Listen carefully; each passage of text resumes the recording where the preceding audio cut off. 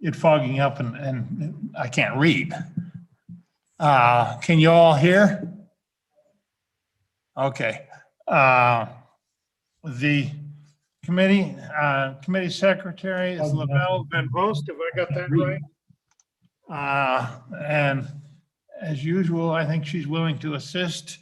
And when you do amendments, make sure, we'll try to take precautions to make sure, Lavelle, that you have them. And I will probably ask you to repeat them back when they're not in writing and just take precautions to make sure we're accurately reflecting things.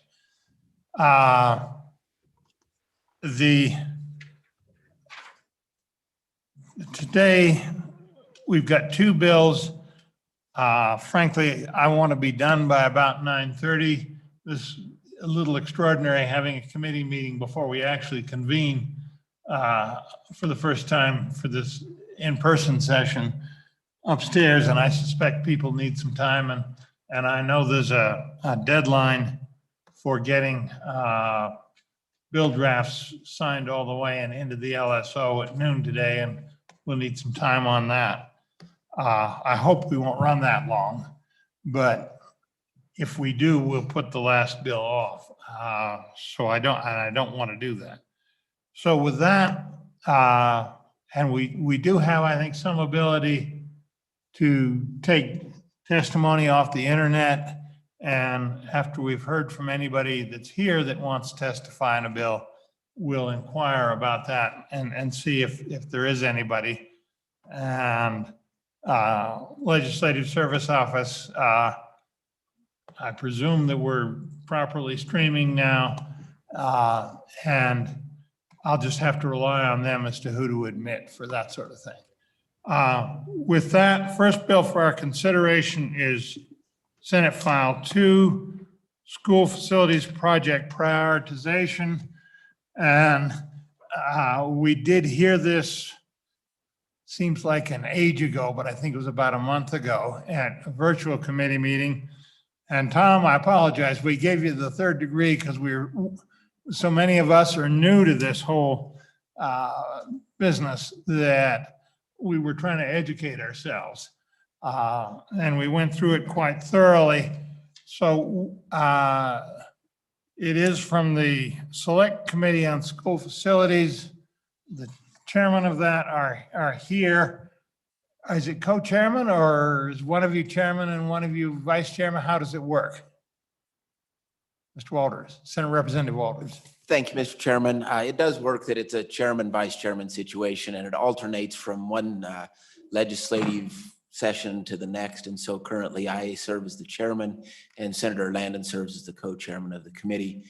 Going into the 66th legislature, that will again shift, and the Senate component will become the chairman and the House component will become the vice chairman as we move forward.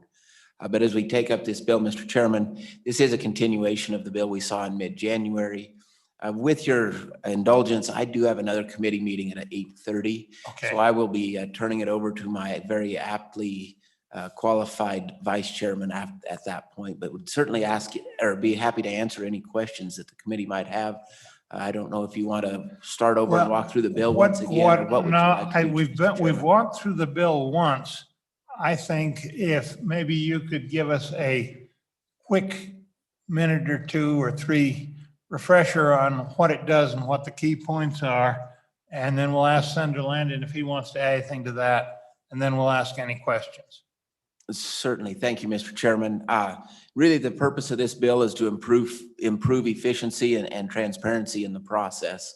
And in doing so, we already do studies on the schools and we create a list based on capacity, based on condition needs, and based on suitability.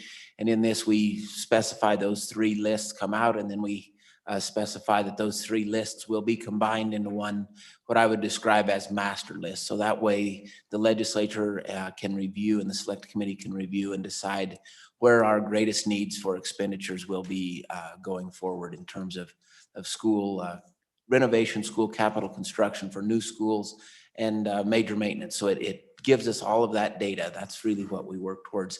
And then there is one section that is repealed in this, and that repealer is really a duplication of studies that we do. And so we incorporate the highlights of that repealer into the new language here in this bill. So nothing is really lost, but we get rid of the duplication. And that to me is the biggest cost savings in this bill. And so that's the 30-second overview of the bill, Mr. Chairman. If you would like me to get into it a little more in depth, I'd be happy to. Well, I'll ask Senator Lannon if he wants to add anything to that, and then I'll ask the committee if they've got any questions, and then we'll hear public testimony. Mr. Chairman, thank you. And I appreciate the chairman of the committee did a good job of giving you the quick overview. I would just point to a couple of things. 2115-115 is actually the target of a lot of what we're doing here. That's where we talk about the evaluation of adequacy standards for all of those buildings out across the state. I would call your attention to paragraph A, Romanet I.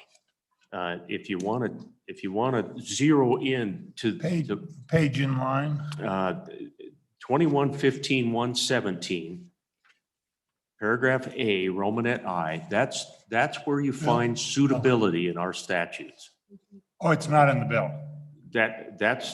I just wanted to call your attention to that. If you want to read in the statutes why the select committee has spent the last 2 years trying to dig down and put some structure behind what we're up to with regard to suitability, that's what this bill does.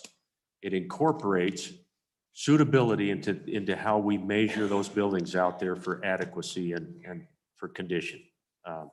Up to this point, that suitability was folded underneath condition, and all we're doing is separating out whether a building is suitable or not to give us that third list that will build into that master list. And I hope that helps a little bit. I'm looking at Senator Rothfuss because the senator has been on school facilities with the two of us for years. In fact, Senator Rothfuss and I go back further than that. So I know that Senator Rothfuss may have some thoughts on this as well. Okay, Senator Rothfuss, you want to add anything? Thanks, Mr. Chairman.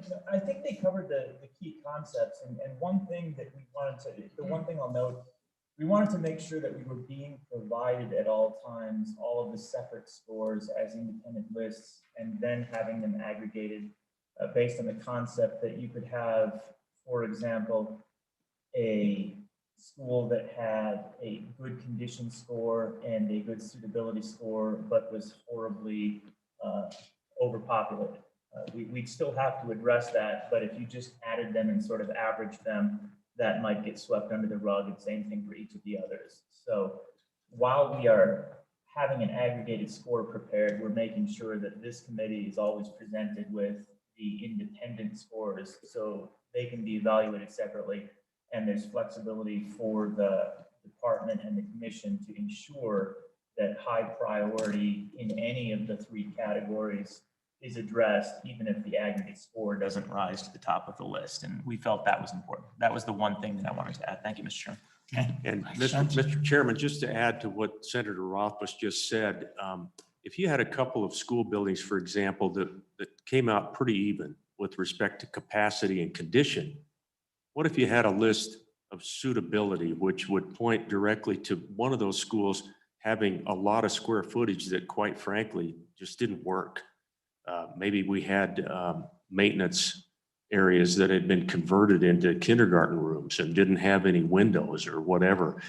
That's a tiebreaker. That's a tiebreaker for this joint or for the education committee. It's a tiebreaker for the commission and the select committee.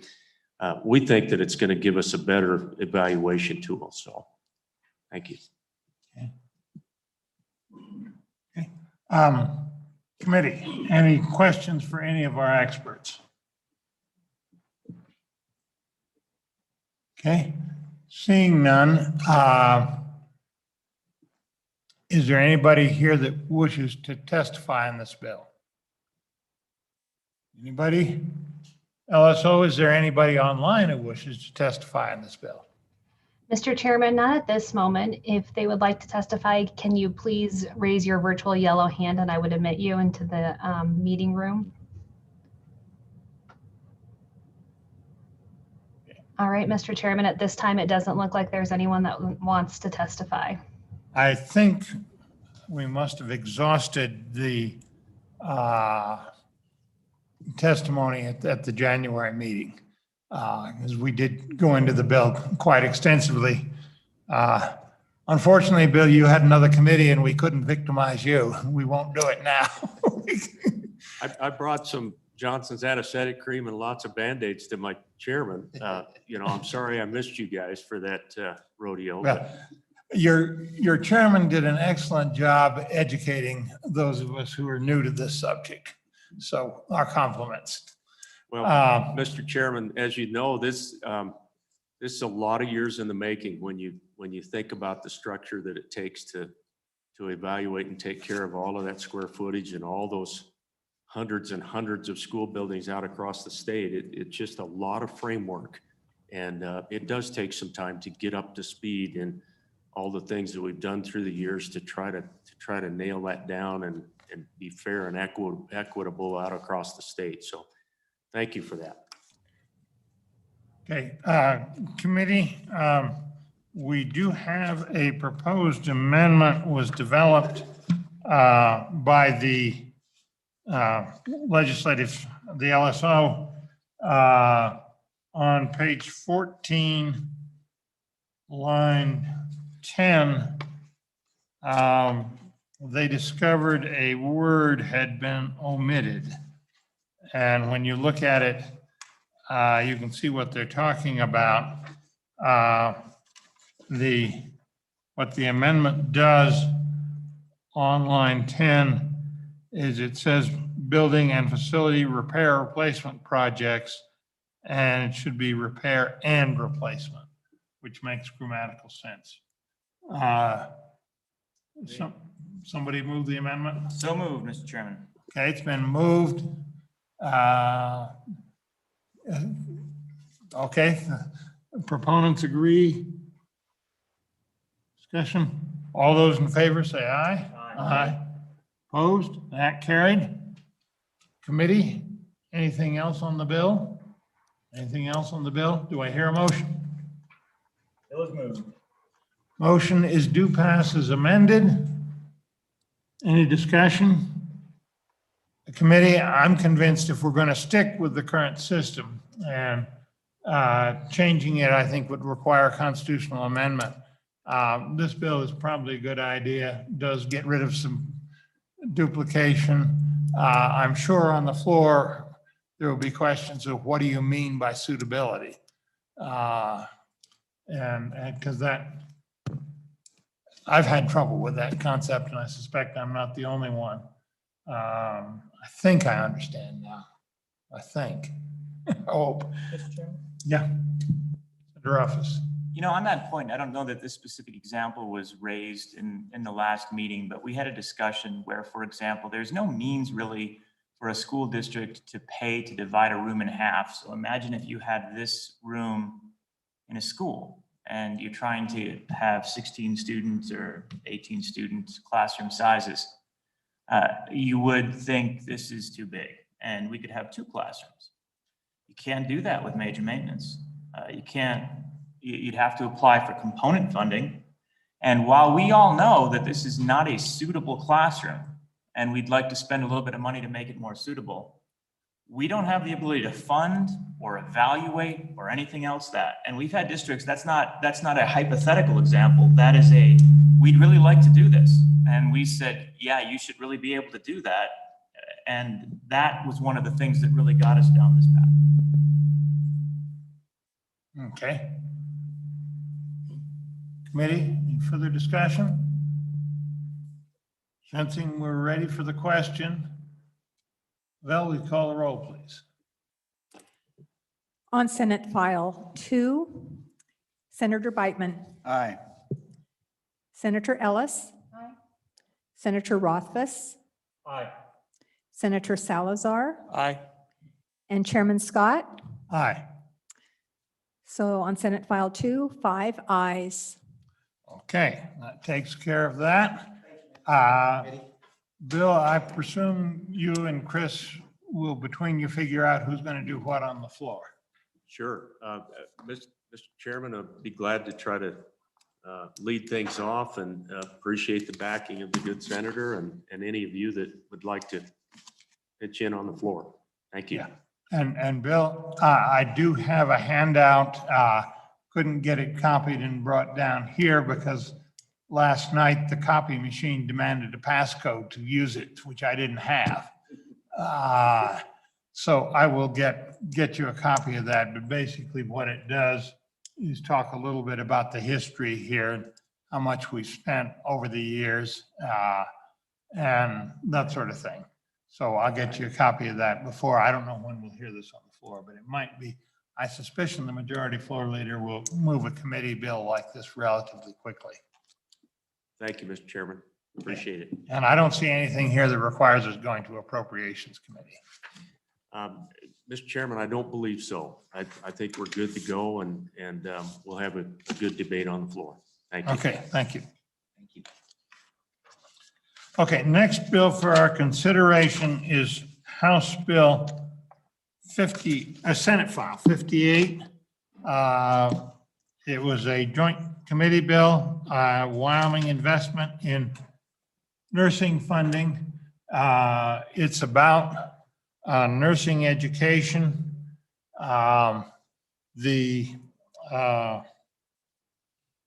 What it does, as we heard this one in January, and this was designed to go to one of the special sessions that didn't occur and was specific to the CARES Act funding situation that time, but the joint committee carried it forward to this meeting. And it was obvious to us it was going to need amending if it was going to work. We've since discovered that there is some leftover CARES Act funding, which they did extend, must have enacted it about the time we were meeting when they enacted that extension, or shortly before. My information, I'll be interested if anybody has any different information, but my information is that so far they haven't passed the next major stimulus bill, and it may or may not have funding that would apply to this. So what I've got a set of amendments prepared, and are there copies available to anybody in the audience that wants them?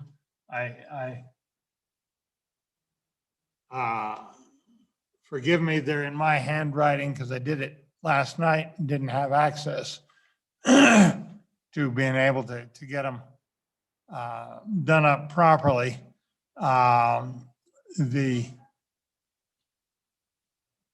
And what they do is make it much more generic. So I'll ask, is there any general testimony on the bill? And then we'll go look at the amendments. And committee, I think I've got it right, but we'll find out. Is there anybody here that wants to testify in the bill generally? Seeing none, LSO, is there anybody virtually available that wants to testify? No, Mr. Chairman. Okay, that simplifies that. Committee, I'll take you through the amendment as to what it actually does. I'll use the clean copy of the bill. Page 2, line 8.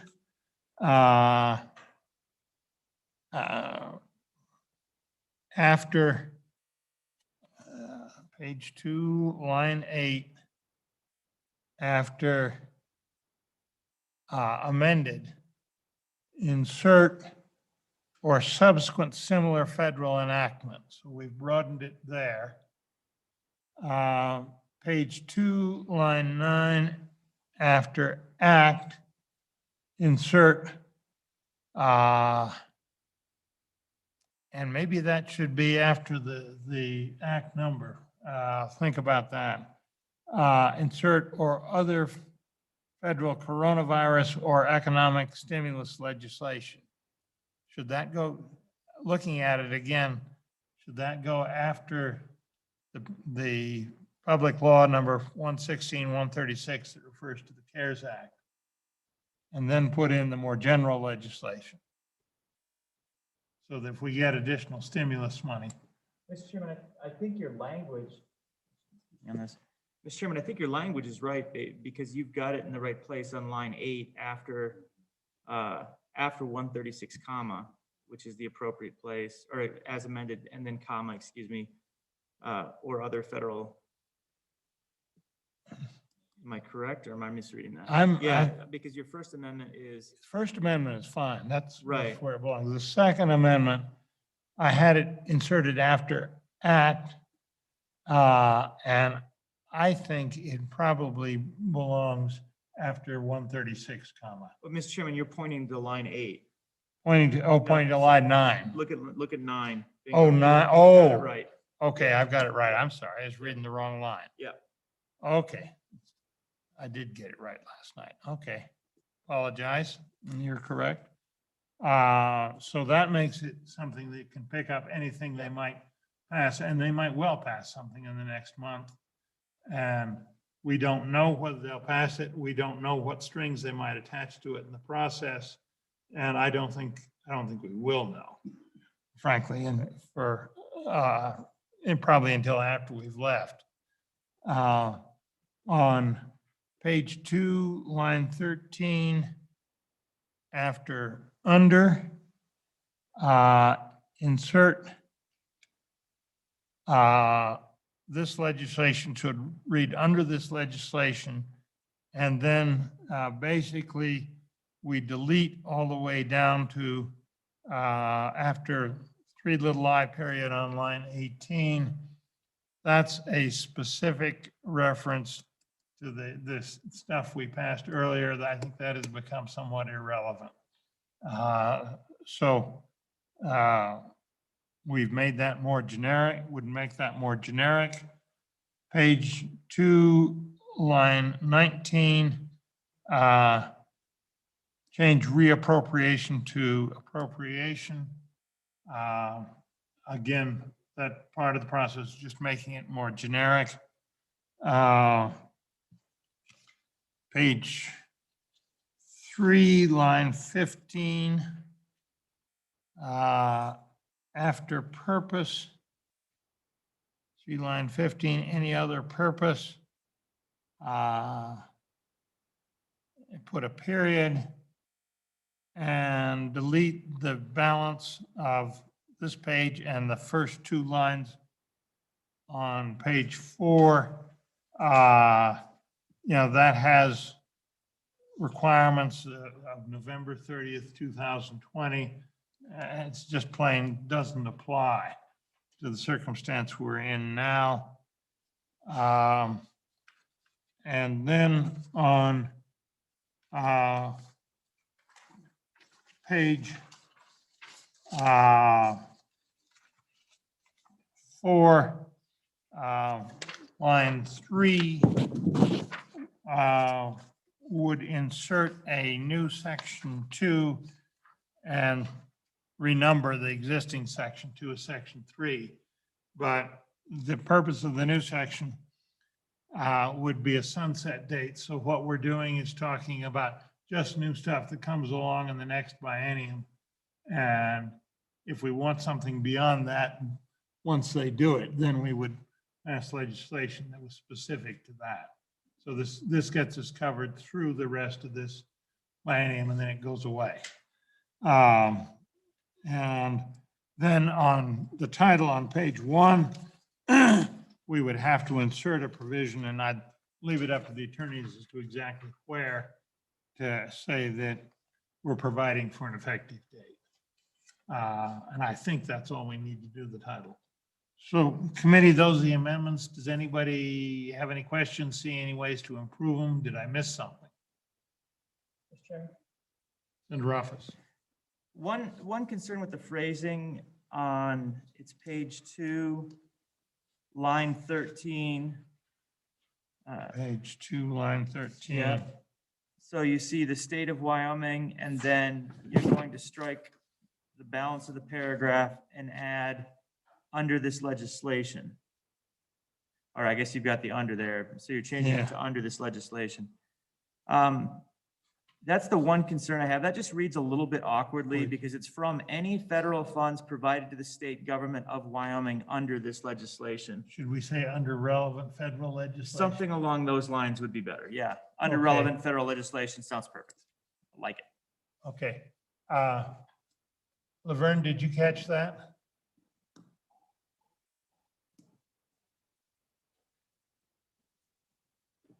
Okay, Chairman Scott, instead of this legislation, we would say under relevant federal legislation. That's right. Perfect. Senator Ellis. Thank you, Mr. Chairman. Just kind of along those lines, I'm just trying to think it through as well as who gets to determine whether or not it's relevant. I don't know if there's a way to narrow it that says funds that are dedicated for, I don't know. I'm Well, trying to sort through that. We have defined that up there earlier. We've got the existing CARES Act. And then we've added, this amendment would add, or other federal coronavirus or economic stimulus legislation. So that defines what's relevant legislation. Okay. Anything else? Okay, I'll move the amendment. Any further discussion? Any discussion from the audience on that? LSO, did we get anybody in that wants to testify? No, Mr. Chairman. Okay. Ready for the question on the amendment? Question amendment. All those in favor say aye. Aye. Opposed? Anything further on the bill? Do I hear a motion on the bill? Move the bill. Okay, multiple motions. We're still not having any testimonies offered. That's true. Is that still true, LSO? That's correct, Mr. Chairman. Okay. Anything further? Senator Whitman. There it goes. Just a question regarding the funding going forward for the WINS program. Is this a general fund appropriation typically, or does this usually have This is- dedicated funds? It is strictly federal funds. Oh, strictly federal. And you remember the discussion in, when we did another bill that was using these same federal funds, that we talked to the Appropriations Committee members in the Senate session and asked that we need a section 300 in the budget bill because there may be more federal monies appropriated than is available, and they need to come up with a fair way of distributing amongst the various claimants, because we've already passed one thing, I forget what it was, but it was spending it for something, spending CARES Act money for something, I think it may have been the transportation area, but I wouldn't want to be held to that. And we'll have this, and I don't know what else might come along. But if we appropriate more federal money than there is, there'll need to be a mechanism to allocate, and that just needs to be handled in the budget. And we ought to remind them of that. Anything else, committee? Okay, motion is due pass as amended. Call the roll, please. On Senate File 58, Senator Beitman, Aye. Senator Ellis, Aye. Senator Rothfuss, Aye. Senator Salazar, Aye. and Chairman Scott. Aye. On Senate File 58, sir, 5 ayes. Okay. Committee, that didn't take near as long as I thought it would. Having dealt with these before, I think. There was a request out of the caucus last night to interview the community, was it Community College Commission? Senator Ellis, was it State Board of Education candidates? Yes, sir. Lavelle will have to see about getting them. And that's the probable topic of Wednesday morning's committee meeting. I don't think we have any other bills assigned at this point, but that will change. And if we get some other bills, I will put them up after, we try to do the interview first thing if we can. I think there's 4 people and I hope they'll all be able to talk to us. We'll have to contact them and see if they'll be available. The virtual setup will make that easier. I hope. And we'll do that first and deal with any bills we get in second. We will, Lavelle, do you know how many committee meetings we're going to have? I was told it was 4, but I think that may not have considered this one. I don't know, sir. I think it's 4 after this one before we hit the deadline. So this thing is going to move as fast as a budget session will. And I presume we'll get the backup recalibration bill and the school capital construction constitutional amendment, which I intend to turn in as soon as we're adjourned here. I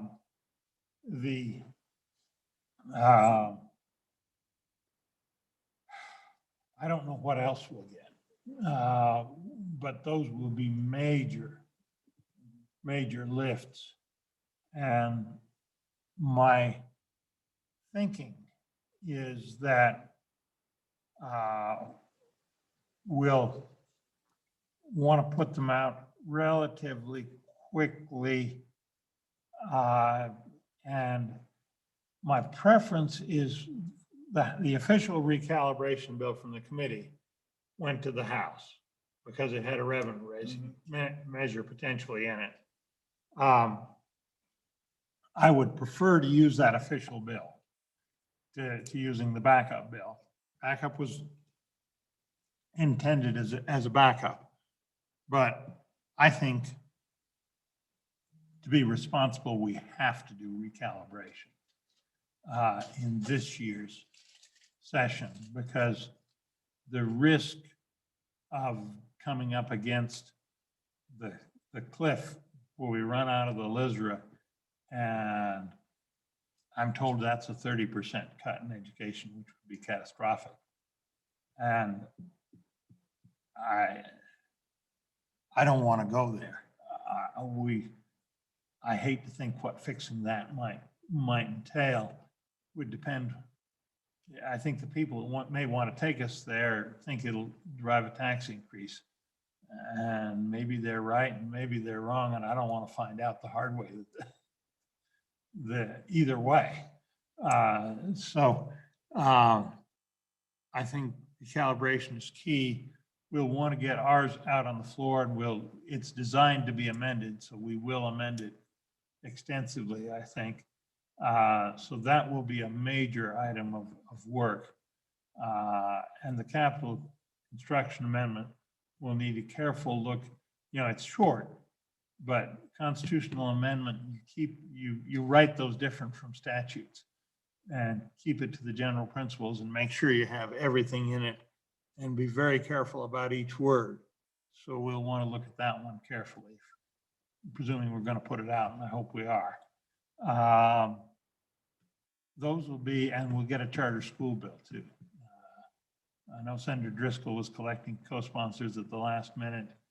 So we'll have 3 major bills that I know of to deal with, and they will be time consuming. So be prepared for all of that.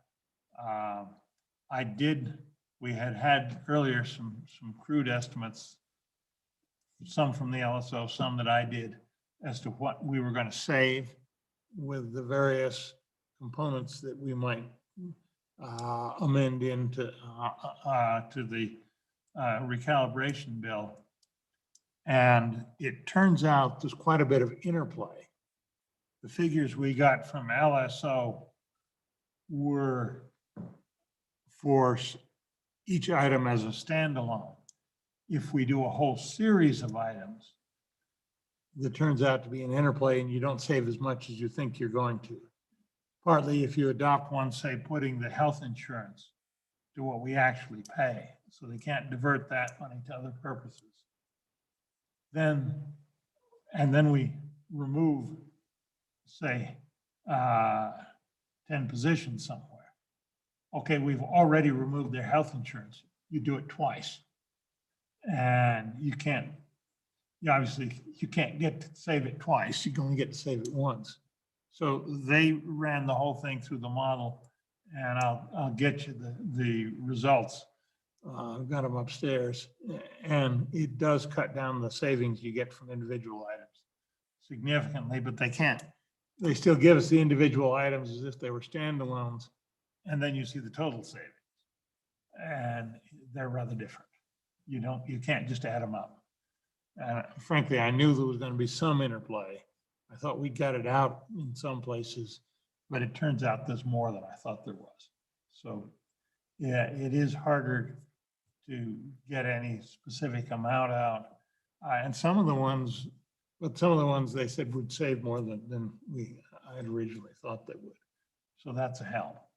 So we'll have some choices to make there, some hard choices. That'll be a tough proposition. And we will have to say, here's what we want to do, and then they'll have to run it against, okay, this is what it really does. When you run them all together, deal with that interplay. That model is more than a little complicated. So I'll get what I got from LSO. I'll get it to each one of you, and we'll look at that. Okay.